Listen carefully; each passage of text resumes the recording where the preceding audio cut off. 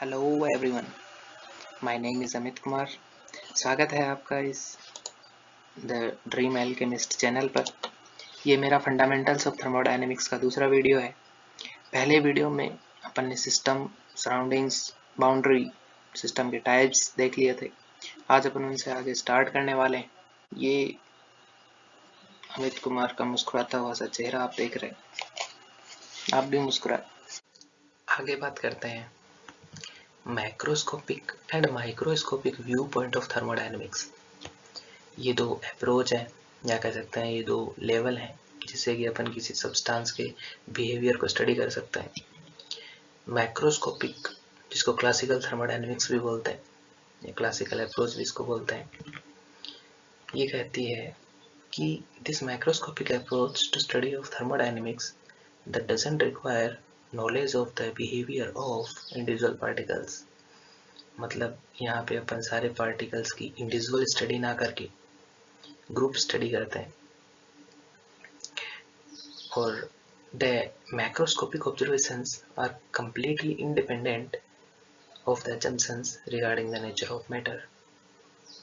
कहने का मतलब ये हुआ कि अपन regarding the nature of matter कोई assumptions नहीं लेते हैं, तो ऐसी चीज़ों से completely independent है। एग्जाम्पल की बात करें तो मूविंग कार है, ये falling stone from A Cliff है। ये कुछ ऐसे इफेक्ट्स हैं जिन ह्यूमन सेंस से परसीव कर सकते हैं। तो अगर आप चाहें तो यहाँ एक पॉइंट और ऐड कर सकते हैं कि these effects can be perceived by human sense. आगे बात करते हैं माइक्रोस्कोपिक और स्टैटिस्टिकल थर्मोडायनेमिक्स की। ये कहती है कि this microscopic approach to the study of thermodynamics that require knowledge of the behavior of individual particles। कहने का मतलब ये हुआ कि अपन यहाँ पे इंडिविजुअल पार्टिकल्स की स्टडी करते हैं। The microscopic observations are completely dependent on the assumptions regarding the nature of matter। तो मैटर की नेचर के रिगार्डिंग अपन यहाँ पे assumptions लेते हैं, तो ये ऐसी चीज़ों पे completely डिपेंडेंट है। एग्जाम्पल की बात करें तो individual molecules present in air, ये कुछ ऐसे इफेक्ट्स हैं ह्यूमन सेंस से परसीव नहीं कर सकते। तो अगर आप चाहें तो वो सेम वाला जो यहाँ पे ऐड किया था, ऐसा ही एक पॉइंट यहाँ पे ऐड कर सकते हैं कि these effects can't be perceived by human sense। आगे बात करते हैं macroscopic approach is applied till the continuum concept is valid. जब कंटिन्यूम कंसेप्ट वैलिड होता है तो माइक्रोस्कोपिक अप्रोच लगती है। ये देखते हैं कि ये कॉन्सेप्ट ऑफ कंटिन्यूम क्या है। तो ये कहता है according to this concept matter is related to be continuously distributed without any holes and voids present। कहने का मतलब ये हुआ कि अपन ऐसा सब्सटेंस, ऐसा मैटर लेते हैं जिसमें कि किसी तरह का होल्स, voids प्रेजेंट नहीं होता है, कोई स्पेस नहीं होता है, कंटिन्यूअसली डिस्ट्रीब्यूटेड होता है। वही अपना कंसेप्ट ऑफ कंटिन्यूम है। आगे बात करें तो the concept of continuum is valid till the mean free path is less than the system dimensions. ये कुछ ऐसे स्टेटमेंट हैं जिनको आप नोट करते रहिएगा साथ साथ में, क्योंकि जब ये एग्ज़ाम में आते हैं असर्शन रीजन वाले क्वेश्चंस में, आईईएस में काफ़ी क्वेश्चंस ऐसे देखने को मिल सकते हैं आपको। कहीं कहीं गेट में भी ऐसे क्वेश्चंस आते हैं। ये कंफ्यूज करने के लिए होते हैं। जब टाइम कम होता है तो ऐसे क्वेश्चन काफ़ी टाइम खा जाता है, ऐसे स्टेटमेंट। तो आप इनको ध्यान से देखते रहें। The concept of continuum is valid till the mean free path is less than the system dimensions. Mean free path से मतलब ये है it is the average distance travelled by A molecule between two successive collisions.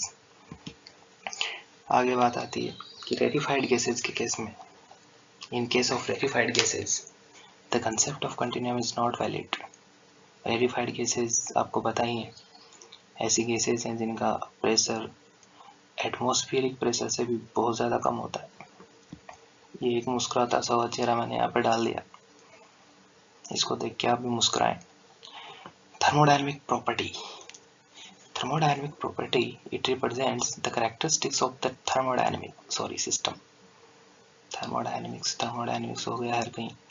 It represents the characteristics of the system. दो तरह की properties यहाँ पे, intensive, जिसको इंट्रिंसिक प्रॉपर्टीज भी बोलते हैं, इसको आप ऐसे याद रख सकते हैं, इंटेंसिव को independent of amount of mass, जिसको इसके एग्जांपल है density, temperature, pressure, melting boiling point.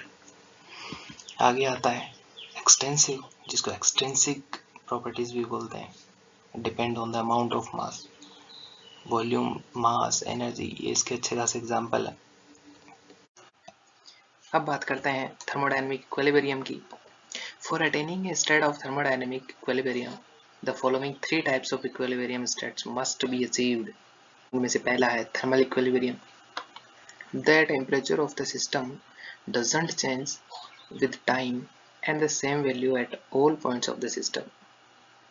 Thermal equilibrium पता ही है आपको, सिस्टम का टेम्परेचर जो है वो टाइम के साथ चेंज नहीं होता है, वो थर्मल इक्विलिब्रियम है।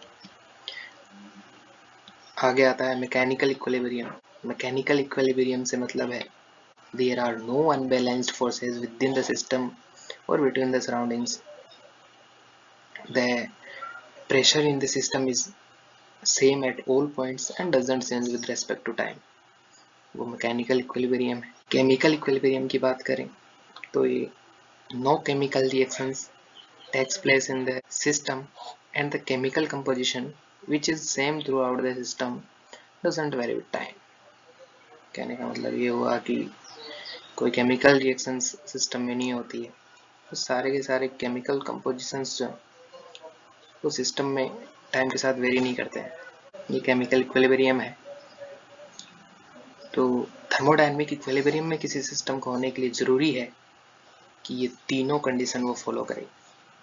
वो थर्मल इक्विलिब्रियम में भी होना चाहिए, वो मैकेनिकल इक्विलिब्रियम में भी होना चाहिए और वो केमिकल इक्विलिब्रियम में होना चाहिए। अगर ये तीनों इक्विलिब्रियम पॉसिबल हैं तो ही वो थर्मोडायनेमिक इक्विलिब्रियम में हो सकता है। अगर आपको ये वीडियो अच्छा लगा तो आप लाइक करें, शेयर करें, चैनल को सब्सक्राइब करें, घंटी ज़रूर दबाएं, अगर दबा लिया तो दोबारा ना दबाएं, गड़बड़ हो सकती है। कमेंट भी करें आप, क्योंकि जब तक आप कमेंट नहीं करेंगे मुझे पता नहीं लगेगा कि आपको कैसा फील आ रहा है। आप कमेंट करके मुझे बताएं, मुझे कमेंट्स बहुत अच्छा लगता है मुझे कमेंट पढ़ना, तो आप प्लीज़ कमेंट करें, लाइक करें, शेयर करें, सब्सक्राइब करें। Thanks for watching.